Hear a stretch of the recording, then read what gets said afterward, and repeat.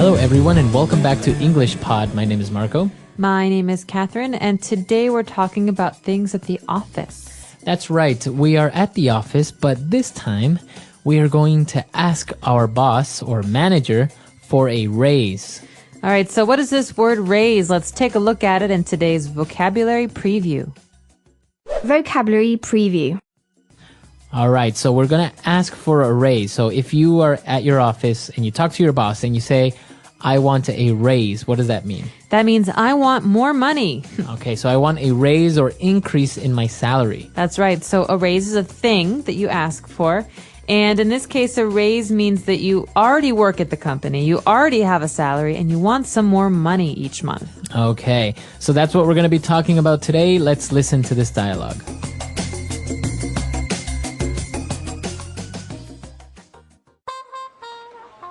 Excuse me, sir. May I talk to you? Bill, sure, come on in. What can I do for you? Well, sir, as you know, I have been an employee of this prestigious firm for over 10 years. Yes? I won't beat around the bush. Sir, I would like a raise. I currently have 3 companies after me, and so I decided to talk to you first. A raise? Son, I would love to give you a raise, but this is just not the right time. I understand your position, and I know that the current economic downturn has had a negative impact on sales. But you must also take into consideration my hard work, proactiveness, and loyalty to this company for over a decade. Taking into account these factors and considering I don't want to start a brain drain, I'm willing to offer you a 10% raise and an extra 5 days of vacation time. How does that sound? Great! It's a deal. Thank you, sir. Before you go, just out of curiosity, what companies were after you? Oh, the electric company, the gas company, and the water company.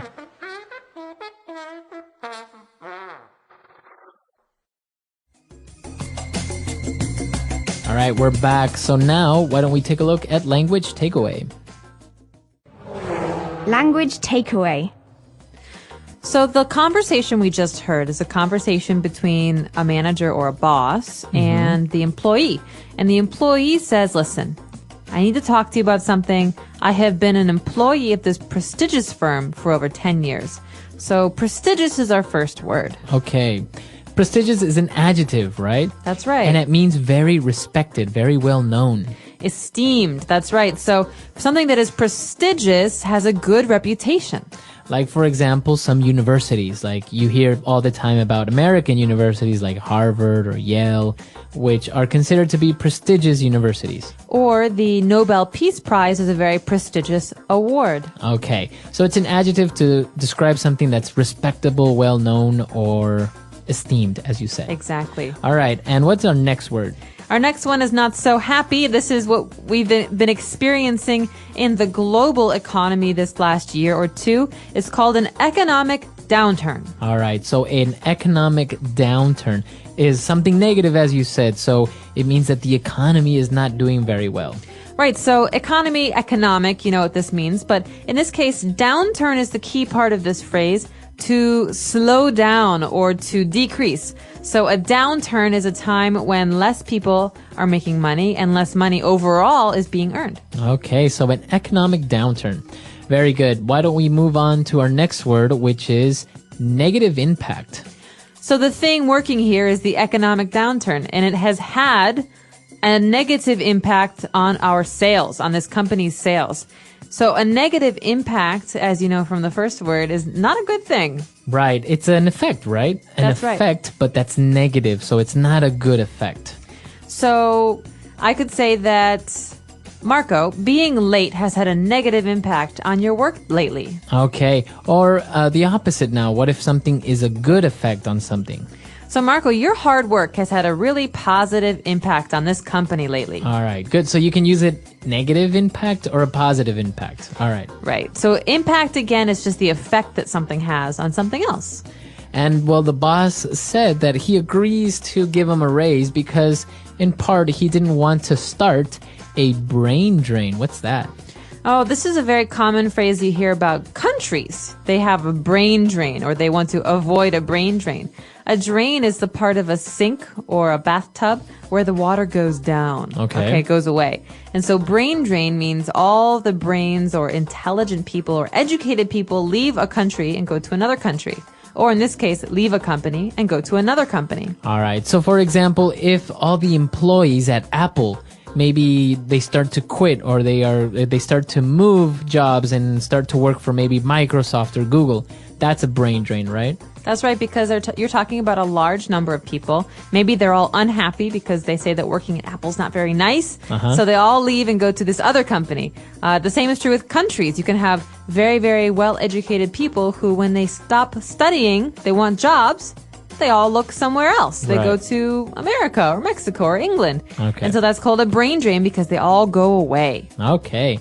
So 5 great phrases right there and words for you. Well, let's listen to this dialogue again, and we'll be back to take a look at Fluency Builder.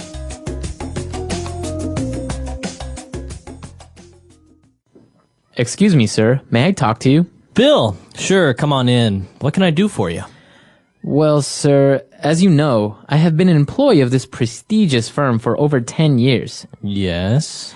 I won't beat around the bush. Sir, I would like a raise. I currently have 3 companies after me, and so I decided to talk to you first. A raise?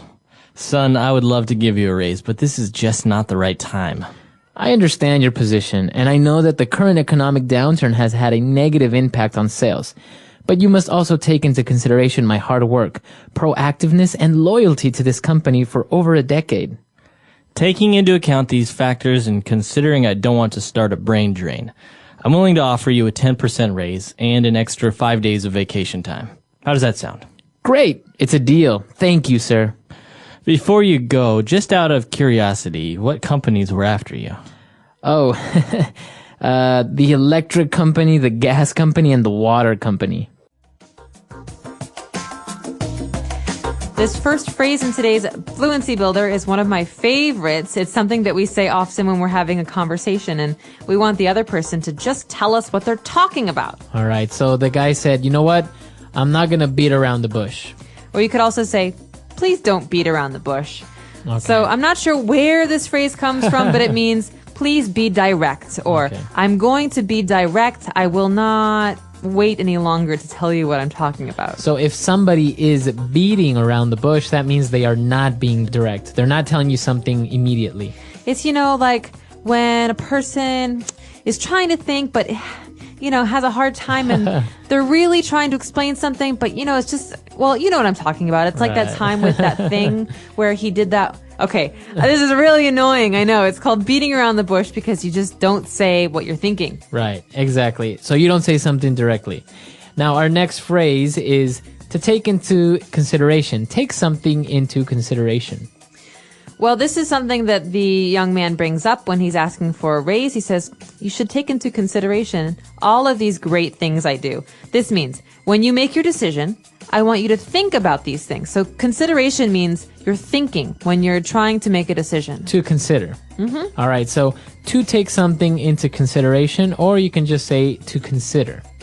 So I'm interested in buying a new TV, but I have to take into consideration the fact that I don't have a lot of money. That means I probably won't get a new TV. I have to think about these things when I'm making my decision. Right. Okay, very good. And our last phrase for today. Towards the end, the boss was a little bit interested in knowing what happened or which companies were interested in him. So he said, just out of curiosity. So this is something we say when we don't need to know something. It means that we would like to know because we're curious, we're interested, but not because I need to know right away what companies offer you jobs. So this is a polite way to ask why someone did something. So for example, so just out of curiosity, Marco, what kind of shampoo do you use? That is very interesting knowledge that you want there. Well, obviously, I don't need to know what kind of shampoo Marco uses, but I'm curious because maybe I'm going to buy a new kind of shampoo. So you can start your sentence by using this phrase, just out of curiosity. Just out of curiosity. It's a great one. Listen for that again as we listen to today's dialogue one more time, and we'll be back in a moment to talk about getting a raise.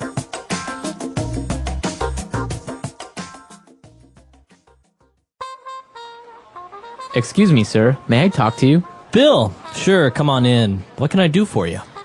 Well, sir, as you know, I have been an employee of this prestigious firm for over 10 years. Yes? I won't beat around the bush. Sir, I would like a raise.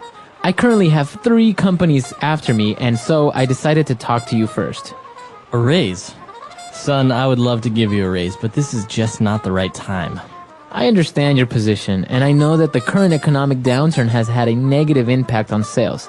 But you must also take into consideration my hard work, proactiveness, and loyalty to this company for over a decade. Taking into account these factors and considering I don't want to start a brain drain, I'm willing to offer you a 10% raise and an extra 5 days of vacation time. How does that sound? Great! It's a deal. Thank you, sir. Before you go, just out of curiosity, what companies were after you? Oh, the electric company, the gas company, and the water company.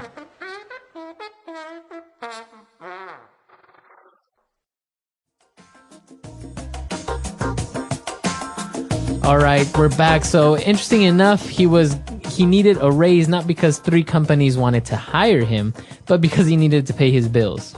Well, this is funny because he's not talking about companies, that's right, who are offering him jobs. He's talking about the gas, the water, the electrical company. Right. It was a very funny dialogue, but I think asking for a raise is very hard to do because you know that your boss is worried about money or it's a bad time to ask, but you want to ask because it's important that you get the right compensation for your work. Right. And actually, it's important to have a clear objective when you want to ask for a raise. So more or less what you want to earn, but plausible within the company. So you're not going to ask for a 100% raise, right? You can maybe aim for a 5 or 10%, and most likely you'll get it if you negotiate properly. That's right. And sometimes a raise isn't just about money. You can also, like he did, ask for some time off. He gets some vacation days or perhaps some training. Or bonuses. Or a bonus. So this all depends on the kind of negotiations that you make, but it's worth it to ask. So please let us know if you've ever had a good time or a bad time asking for a raise. It can be a very nerve-wracking experience. I know personally I'm very uncomfortable with it, but we're excited to hear what you have to say. And if you have any questions or comments, leave them for us on our website, EnglishPod.com. All right, we'll see you guys there. Bye, everyone. Bye.